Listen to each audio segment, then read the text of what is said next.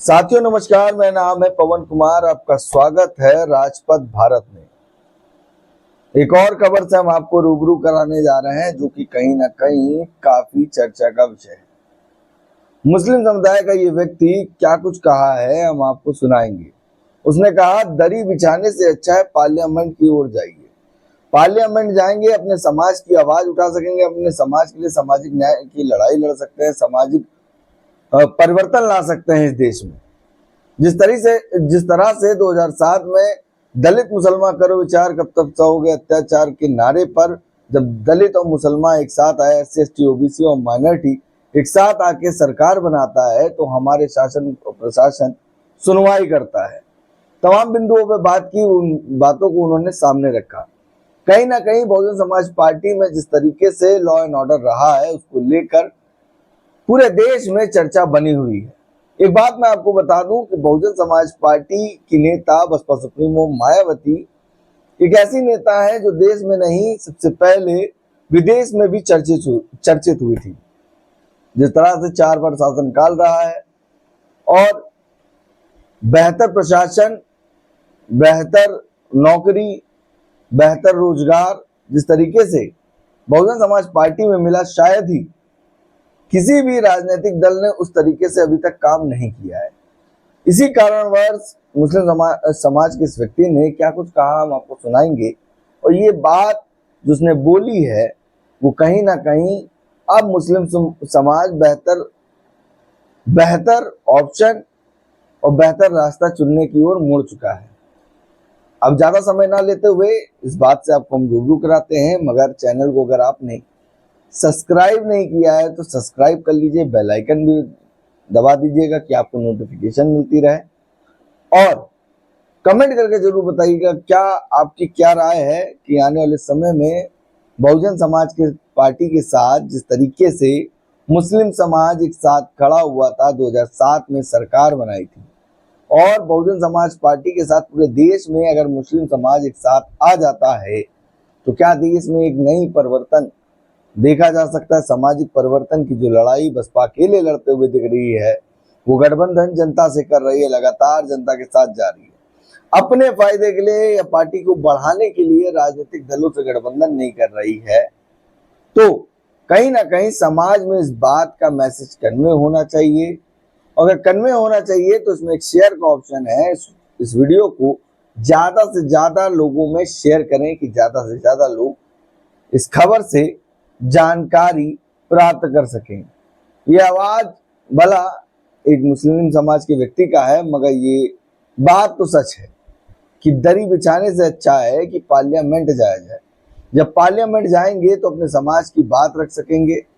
और वहीं बहुजन समाज में जो एक तबका है माइनॉरिटी समाज, वो लीडरशिप में आगे आएगा।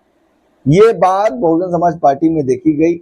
बहुजन समाज पार्टी में तमाम नेता बने, नेता, विधायक, सांसद भी बने। तो आपको क्या लगता है, अपनी प्रतिक्रिया जरूर दें। बाकी चैनल से बने रहें। चैनल को सब्सक्राइब नहीं किया तो सब्सक्राइब कर लीजिए। धन्यवाद। खान नजमुल्ला जी, इस बार बिहार के मुसलमान किसके साथ जा रहे हैं चुनाव में?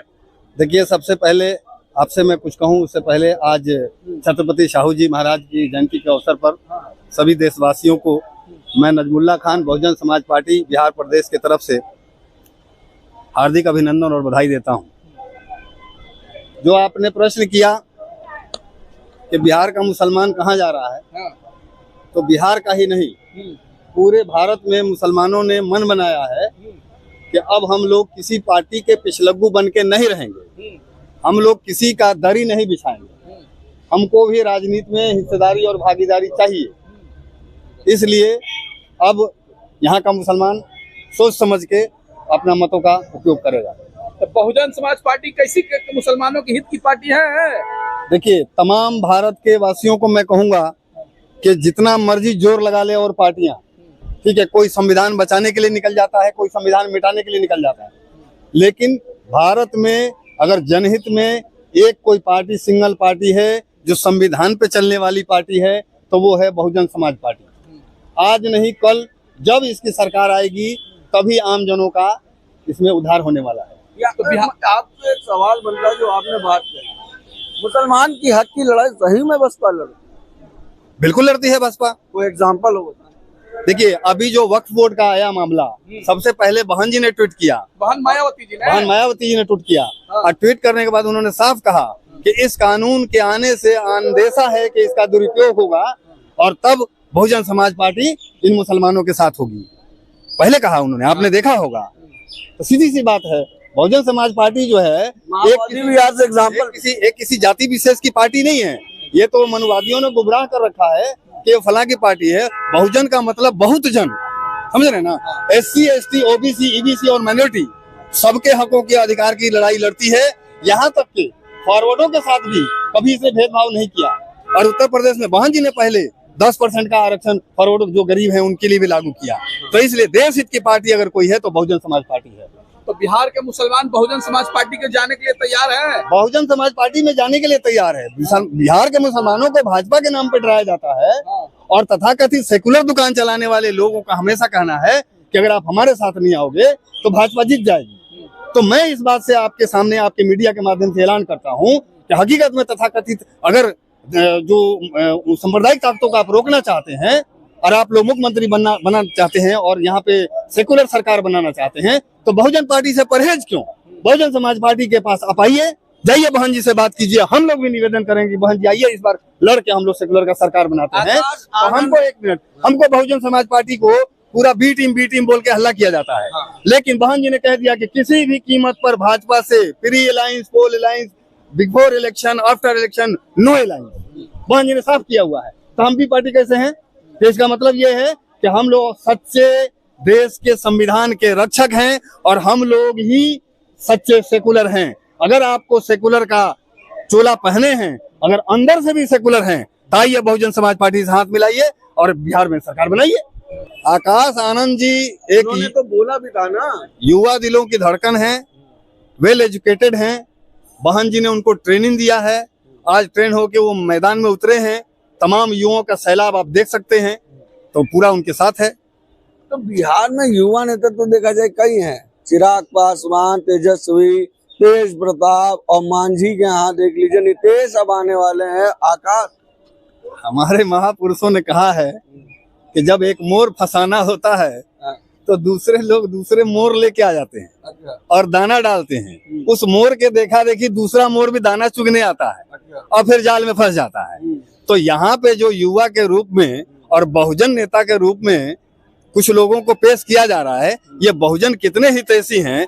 आरक्षण के मामले पे ये नहीं बोलते, वक्फ बिल के मामले पे ये नहीं बोलते, ठीक है। सरकार मनमानी कर रही है और अपनी भलाई खाने के लिए, अपनी कुर्सी बचाने के लिए ये मौन धारण किए रहते हैं। तो ऐसे लोगों को आप युवा का नेता कहिएगा कि बहुजन का नेता कहिएगा कि देश का नेता कहिएगा कि पार्टी का नेता कहिएगा, ये तो विचार करने की बात है। क्या यूपी का मुसलमान इस बार बहन कुमारी मायावती जी को मुख्यमंत्री बनाने जा रहा है? ये तो 2027 की बात आपने छेड़ दी। अभी 2025 में पहले बिहार से तो निपट लीजिए। क्या मतलब बिहार में बसपा का एक बड़ा रोल है? बिहार में बसपा का वो रोल होने जा रहा है कि अगर कोई बड़े अलायंस में हम लोग नहीं गए, ठीक है, और बड़ा अलायंस का ऑप्शन सिंगल है, ठीक है, इंडिया गठबंधन के लोगों का अगर मन साफ है और वो लोग बहन जी को निवेदन करते हैं और सीट शेयरिंग ठीक से करते हैं और बहन जी को ले आते हैं, तो निश्चित रूप से हम लोगों की सरकार बनेगी। और अगर ये लोग किसी घमंड में और अहंकार में बहन जी को जैसे 24 में छला गया, ऐसे ही लोग छलते हैं, तो बिना बहुजन समाज पार्टी के बिहार में कोई सरकार बनने वाली नहीं है। इसको आप नोट करिए। हम छपरा बिहार से हैं। छपरा बिहार से हैं। जी। छपरा की राजनीति क्या कहती है? यहाँ पे तो ओवैसी भी हैं, आप देखिए मांझी भी है, तेजस्वी भी है, हालांकि परिवारवाद पे सब पे लग रहा है। तो बसपा उनसे अलग क्यों है और विचारों में मुसलमान दरी की जगह पार्लियामेंट कौन ले जाएगा? देखिए, बसपा सबसे अलग क्यों है कि बसपा जो है ये महापुरुषों की विचारधारा को लेके चलती है। बसपा एक केवल पॉलिटिकल पार्टी नहीं है। पॉलिटिकल पार्टी ये बाद में है, पहले एक मिशन मूवमेंट है। गैर बराबरी की लड़ाई हम लोग लड़ते हैं, ठीक है।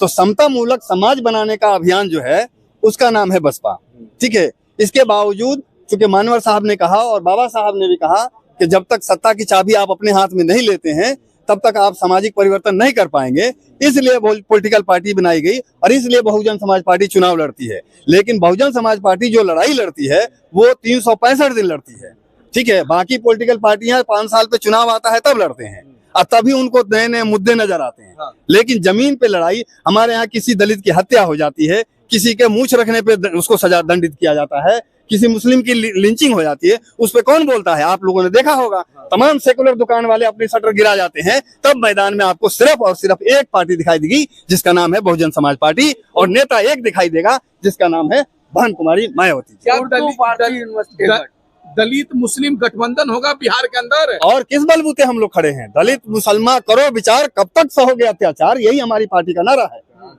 अच्छा, एक बात बताइए, जैसे यूपी में उन्होंने उर्दू फारसी यूनिवर्सिटी बनाई, मुस्लिम समाज को रहने के लिए आवाज दिया, नौकरी दी, यहाँ पर यूपी में माफ करना, बिहार में अभी तक के मुसलमानों की बात तो की, मगर मुसलमान नेतृत्व तो क्यों नहीं आगे किया? मुसलमानों की बात की जाती है, मुसलमानों को आगे नहीं बढ़ने दिया जाता। हाँ। दलितों को छला जाता है और ये कहा जाता है कि अरे ये तो पैसे से, ताड़ी से, साड़ी से इनका वोट खरीद लेंगे हम लोग, क्योंकि उसके नेता को जब आप आगे बढ़ाएंगे तो सत्ता में भागीदारी देनी होगी।